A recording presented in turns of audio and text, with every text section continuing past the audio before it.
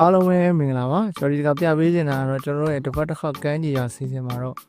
ဒီကပြနေတဲ့နေရာကတော့ကျွန်တော်ဒီဖူးခတ်မြို့ရဲ့အောင်ဘော်လို့ခေါ်တဲ့နေရာပေါ့ဒီကကိုကြီးပြောတော့ကျွန်တော်ဆရာတော်မသိ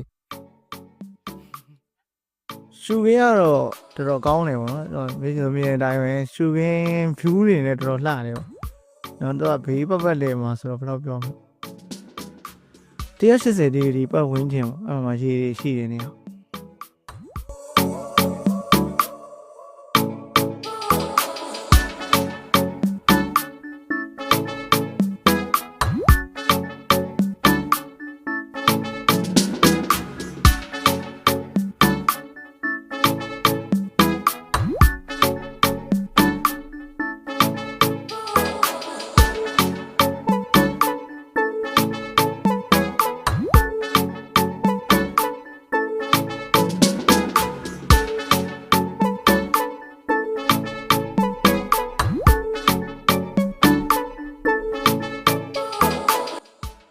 ဒီမှာဆိုရင်ဒါခုနကကျွန်တော်ဒီဘက်ကနေပြတဲ့မြင်ကွင်းပေါ့နော်